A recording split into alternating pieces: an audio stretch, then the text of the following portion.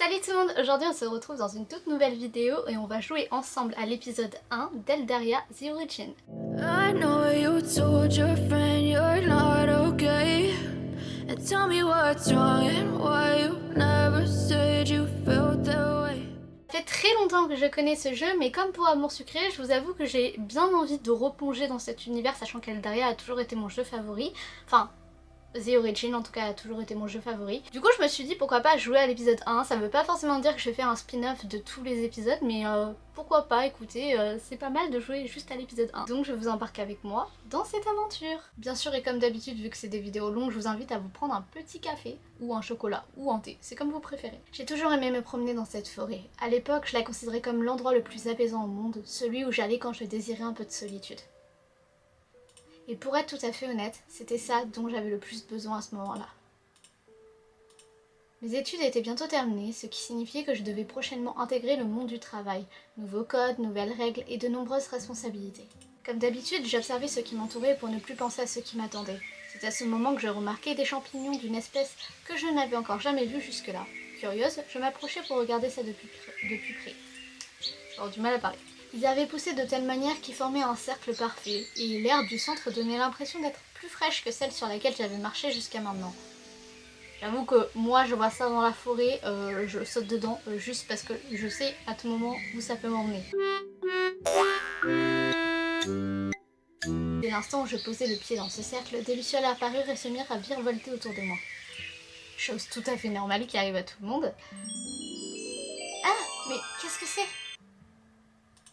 J'ai cligné des yeux plusieurs fois afin de m'habituer à cette lumière aveuglante. Je distinguais à nouveau quelques formes et couleurs qui m'entouraient, cependant.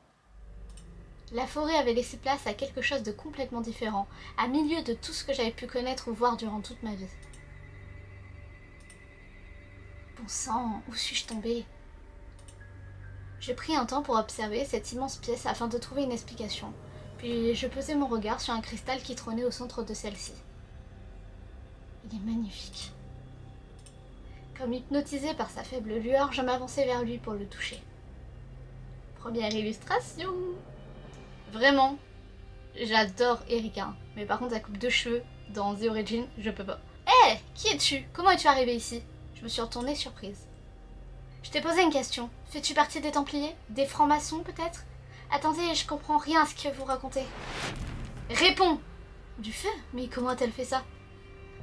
J'étais dans la forêt, je me promenais et il y a eu une lumière. Un grand bruit se fit entendre. Qu'est-ce qui se passe encore ? Comment pourrais-je le savoir ? Je viens d'arriver. Ramon, je sais pas comment on dit. Jamon ? Bon, on va l'appeler Jamon. Jamon, fais ce que tu as à faire. Tu connais la procédure. On s'en occupera plus tard. Je vais voir ce qui se passe. La procédure ? Quelle procédure ? L'espèce de femme renard s'éloigna sans dire un mot de plus, l'air pressé. Puis un mur se dressa devant moi, bloquant mon champ de vision. Un mur. Il a changé le mur, hein. Moi je veux bien que mon mur ça soit ça. Hein. Un mur ou plutôt un torse. Je levai la tête pour voir à quoi ressemblait ce colosse. Il me dépassait d'au moins 2 têtes. Finalement, je me demandais comment j'avais fait pour ne pas remarquer immédiatement la présence de ce monstre dans la pièce. C'est pas un monstre, sois gentil avec mon Ramon. Oui, mes frères parlent. Ça doit être lui, le Ramon dont l'autre femme parlait à l'instant. C'est Jamon, mais je préfère Ramon, c'est plus drôle. Possédait et possède toujours d'ailleurs une tête de porc ou de phacochère. En tout cas, il a plus de muscles qu'un catcheur mexicain. Il m'empoigna sans crier gare par la main pour me tirer hors de la pièce. Hé, doucement, vous me faites mal ! Crumph, je n'arriverai pas à faire ce bruit. Lâchez-moi ! Je me débattis jusqu'à ressentir une vive douleur dans mon avant-bras. J'abdiquai alors, faute de réussite. C'est triste.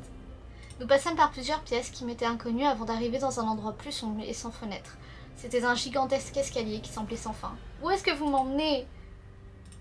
T'es en train de le vénère, meuf. Grrr. Mais répondez-moi ! Arrête de grogner, tu n'es pas un chat ! Ma question était restée sans réponse. Nous descendîmes de nombreuses marches, mes jambes étaient en compote. Je levai la tête pour observer l'endroit où je me trouvais, puis la bête me jeta dans une des cellules. Moi qui ai le vertige, tu me fous dans ça, je te fais une crise de panique, mon frère. Pas bouger ! Hein ? Attendez, vous n'allez pas me laisser là ? Miko, dire pas bouger. Mais je vais quand même pas rester ici. Ce n'est pas drôle, revenez ! S'il vous plaît ! Le peu d'optimisme que j'avais commençait à s'envoler. Force était de constater que même si je ne savais pas où j'étais, je ne me trouvais pas chez moi. À part si tes murs ont changé et que ta maison a changé. J'étais prisonnière, enfermée dans la pièce la plus lugubre qui m'était donnée de voir. Juste au moment où je me disais que ça pouvait pas être pire, une ombre apparut dans le point d'eau en face de moi. Un truc qui est pas du tout flippant, avec bien le sourire des psychopathes. Un frisson me parcourut, quelqu'un ou quelque chose me fixait. Lentement, je reculai jusqu'à toucher le fond des barreaux de ma cellule. Allais-je servir d'encas à ce monstre? Non, t'inquiète, ton faut la technique, tu le frappes en pleine mâchoire, ça passe. Heureusement pour moi, la bête ne fut pas d'humeur à me rendre visite et préféra replonger dans l'eau.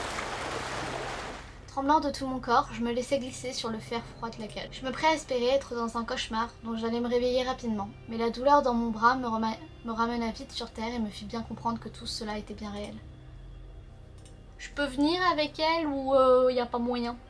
Je propose, hein. En quelques minutes, ma tête fut remplie de pensées terrifiantes. Je me mis à paniquer en imaginant le pire scénario. Mais bon sang, qu'est-ce qui va m'arriver?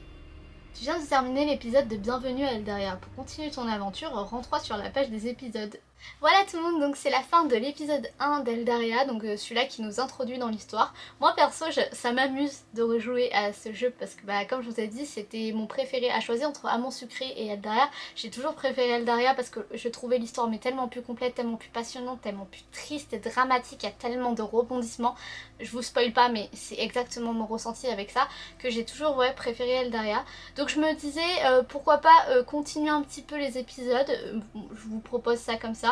Dites-moi en commentaire si vous voulez que je continue, moi je vais réfléchir de mon côté, voir si j'ai envie de continuer ou pas. Sur ce, moi je vous laisse, j'espère que cette vidéo vous aura plu et je vous fais plein de gros bisous, à la prochaine.